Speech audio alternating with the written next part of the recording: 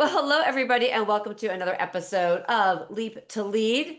I'm your host, Jacqueline Strominger, and on this podcast, we help people elevate their connections, create deeper courage, and create also greater impact. And today, I have an amazing guest on, Susan Hensley. And let me just give you a little background on Susan as I pull up her bio. So just to give you background, she is actually quite amazing.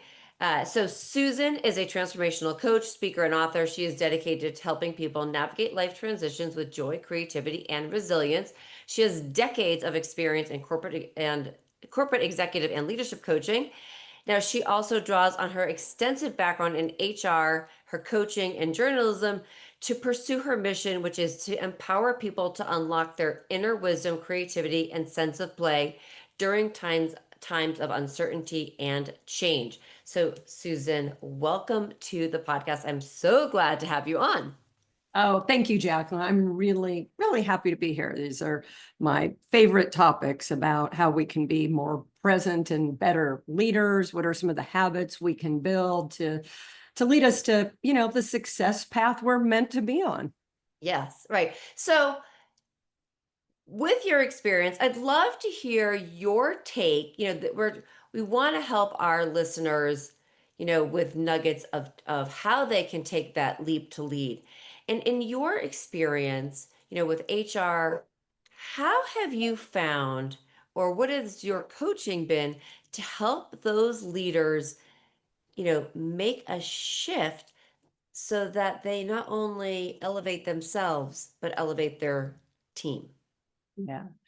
It's a great question because I think there's a pretty simple answer, but it's hard to do, like all truths. And it is to be as authentic and transparent while being professional. So sometimes I think people confuse authenticity and transparency with dumping their freak out. Right? Like when we get stressed, Right. it's very true and transparent, but it doesn't mean you have to hear every terrifying thought in my mind. What you need to hear is, I'm really overwhelmed at this moment. I need to step away and get my thoughts in order. I find that when leaders become, and I will say, I'm going to use the word like really present, like just become exceptional at self-awareness and self-management, because in the pace of the day, things are coming in and out, right? There's texts, there's emails, there's meetings, there's people trying to contact you from every conceivable source, right? On your computer, there's all these different things going on. To be able to take a moment and express when the overwhelm, when the irritation, when the frustration that we all experience, right? We weren't built to have this many distractions and have our attention pulled in so many directions. We just haven't evolved in that manner to be able to step away and regroup.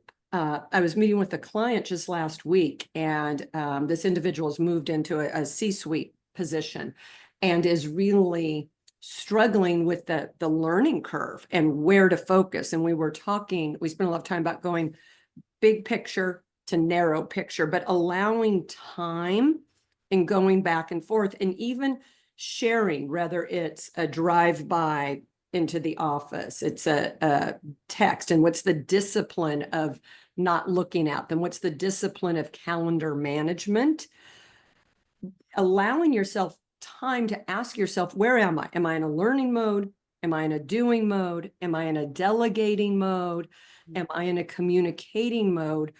Will just help. It's very hard to do, but that simple, transparent communication, I think, is the difference. That was a long Yeah, answer, no, yeah. but going back to it, that's what I think it is. And I think it's so important what you just said too, and there's parts of it in there. To be able to share the vulnerability when you as a leader are feeling that overwhelmed, to be able to say to your team, "Hey guys, you know what? I need a minute. I don't mean to close the door, but I need to regroup. It Mhm. also shows your team that you're human, right? And that builds trust. Right, right. And and it's true, you don't need to throw up on people as to what's coming out of your brain or and I don't want to say fears, but like I don't know a leader who doesn't have the fear of leading or the imposter syndrome or like, why am I here? Like we always, people Mhm. second guess, but you're there for a reason and you've gotten there. We need to believe in ourselves, but we don't need to throw up the negative thoughts on the team. We just need to let the team know we need a minute. Right. Yeah. I think that is one of those things that has been well, it's hard to get right because Yeah. right in understanding that a certain amount of vulnerability and authenticity is what builds trust, what builds commitment, what creates those engagement bonds that leaders want. It is hard to figure out what that looks like. Yeah. And in the self-discipline of I need a minute sharing, I feel X at whatever Yeah. way, and then doing it. It's important to differentiate because people want to follow a leader who appears to have vision and command, but not be commanding and controlling, right? Key. In our most fearful self-doubting moments, because to your point, we all suffer from imposter syndrome. And for a long time, I think many people think they are the only ones. It's really interesting. In the years and years of coaching I've done, everyone feels it, but when they share it with you, it's like their own shameful secret. and Right. and Right. I don't laugh the way I just did with you. And it's one of those things that just that ability to say there are anyone who says they've never felt it, I actually worry about their mental their mental health, right? There Right. shows me Right. there may not be an appropriate level of self-awareness. Right. And it's true, but it's also, building that trust is so important and being able to reflect on how you are as a leader, you know, and it's like the good, the bad, and the ugly. And it's not that it's really ugly, it's more like, what could I have done better? Like, I didn't do that great, but that's okay. As long as you learn, right? Like, if you keep doing the same habit over and over again, maybe we've got an issue. But if you can learn from it and even let your team know, hey, you know what? I didn't do that very well. That self-reflection allows, once again, it builds trust, and it can also help your team level set you. They may say, you may have be very hard on yourself. I've certainly seen teams say, actually understand it wasn't that bad.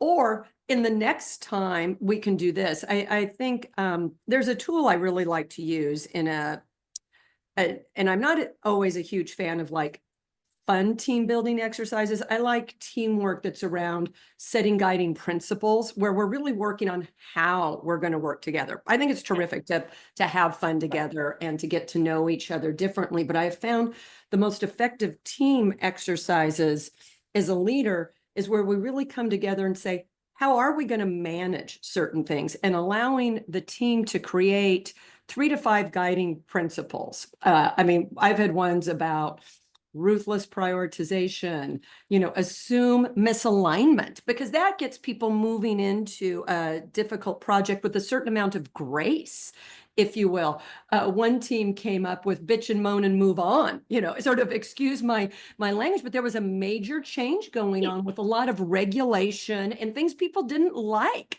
right? That felt like it was being done to them, right? If any of your listeners work in a highly regulated environment, right?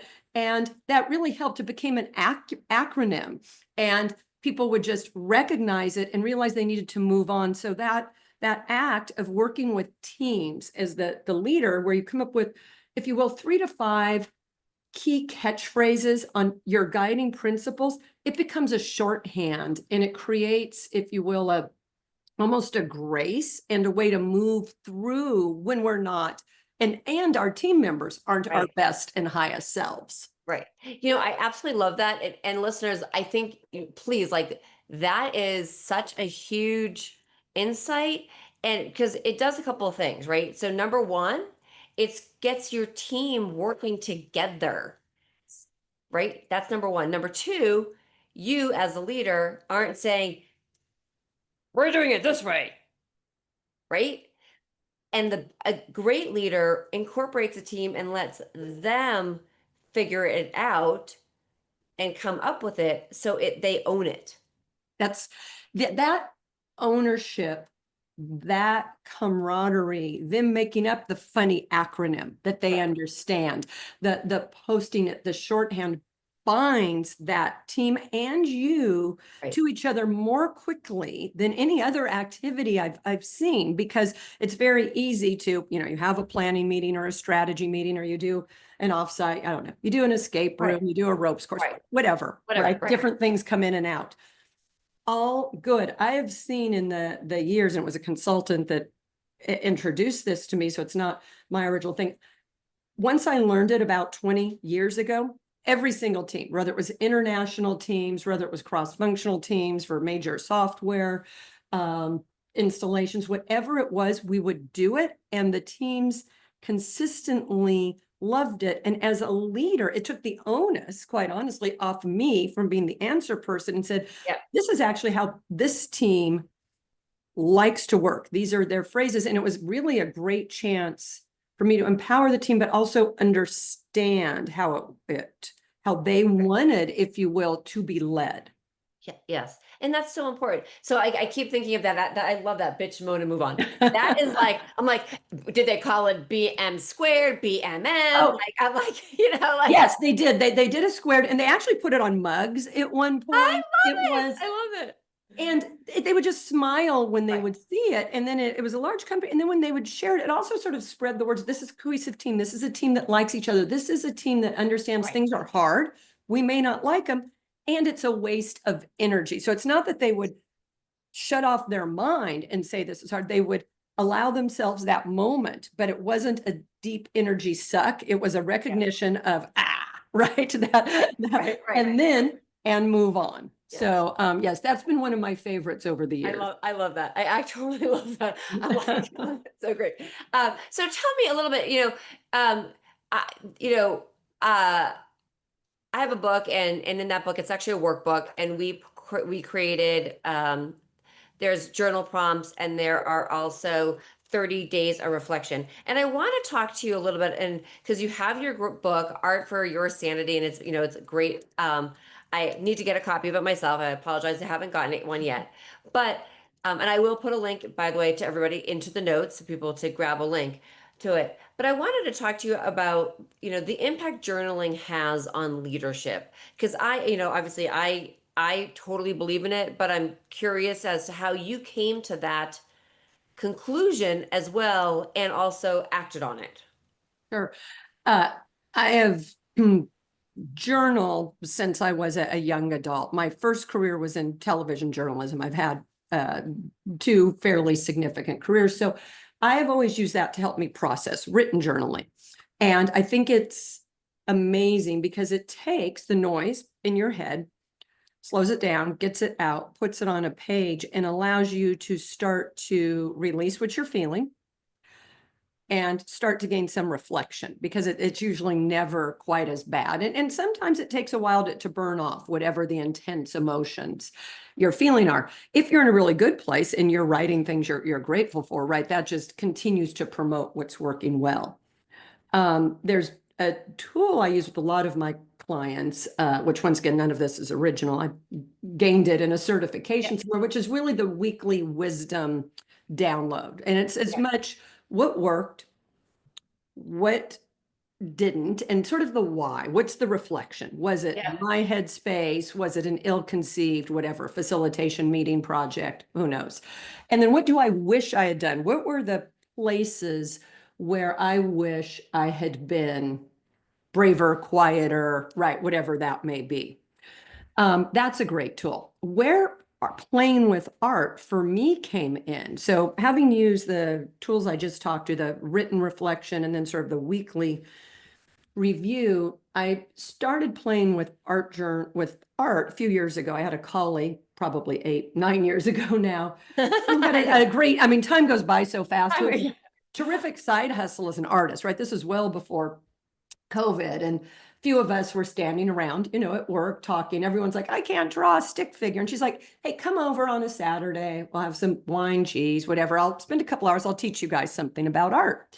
So I went over 2 hours. I remember it was a rainy Saturday, and she was teaching. There were only about 4 or 5 of us, the color wheel. And I sat in the corner with some paint. And I just started to play. It was like my inner 5-year-old came alive. I made a brown mess. I didn't wait for the paint to dry, and I managed to get like, purple and blue and red. It was brown. right. Loved it. And in all of my coaching, my journaling, the self-reflection, it's the biggest tip I have for people who do that work is what sparks joy? What just lights you up? And I recognize that play. I was at a point in my life raising a family. I was executive, big everything. I had no play. I had like nothing I would really consider even a hobby because of the pace of my life. And so I just started to simply play with art, inexpensive art supplies, the stuff you get at the whatever dollar store, Target, right? Michael's, wherever you get stuff, but very inexpensive. So it didn't kick off the inner artist. And I'd spend a few minutes journaling, but I would sit there with a crayon sometimes while I was, quite honestly, waiting for water to boil. I'm making pasta for dinner, right? Or something. And instead of maybe picking up my phone and scrolling or doing something else, I would start to draw and really double down during COVID. I worked all during COVID, very difficult time to be working. For those that were fortunate to be employed, the work was really hard and very chaotic during that time. And I found that playing with art, similar to the writing, but the art gave me the endorphins, if you will, and the dopamine hits of play, but it was also capturing fear, quite honestly, rage, frustration in a really safe way and helping me to process difficult emotions much more quickly than the written journaling did. And afterwards, right, many years later, I ended up writing the book, doing the research about why was this even more effective for me and other people. And it's because play silences the inner critic. Many times when I'm journaling, my critic is still going and I'm analyzing. The playing with color, the playing with art was creating a place to process that emotion, but really from a point of curiosity and what's next. And also, I mean, it seems to be out there everywhere, and the research shows it, that one of the best antidotes to anxiety is creativity. And inadvertently, all those years ago, that's what was helping me because I was very anxious during that COVID period, both for the people in my life, some of the people in my life, elderly people, people with health issues, the work job, and moving to creativity just quelched that anxious mind I had. So in that sense, I think a person experiencing a lot of anxiety, moving to something creative can really help to manage it almost better than breathing exercises and other things because you've got an output that's based on sort of, if you will, play and curiosity. Yeah, and as you're talking, I'm thinking about the high school student or the college student or whatever. And, it's the doodle drawing, right, that you put Yeah, up, that's right? exactly right. Like, and as and how that for so many people, while they're listening into a lecture, they'll doodle, not because they're bored, because it No. helps calm nerves. It helps them, it's like that fidget, like, right? I Yeah. do something so I can, I mean, I used to, that's what I just kept thinking about. It's like it's that ability to calm down and draw something, and then if you take it to that next level of play. I also think about how so many people use art as a way to calm what's in their mind from something that has negatively happened, or something like the big trauma thing. So I'm and Absolutely. and I was just looking at somebody's, you know I went on to Facebook to check something this morning because I was commenting on somebody and I wanted to see how they were doing. Because sometimes that's like the only way you can communicate with people, which that's a whole other story. Um, um, and I just saw somebody's post that the art actually caught my eye. And what was the art was this gentleman has um, uh, IDF soldier came back and Yeah. he has created just beautiful art. And he said, like his post was, I needed to calm what was in my head. Yeah. And Yeah. his and there's and I'm thinking about um so many other artists that have been out there that have done amazing things, and a lot of it comes from the calming the head, the brain. Yeah. No, Jacqueline, you're absolutely right. It is, I mean, art therapy for children, for people suffering from PTSD, for people who've had, extreme trauma. What art does, and there's really good research out there, is it gives voice to things we can't actually articulate because it is tapping in to what your body is feeling, what you can't maybe even process.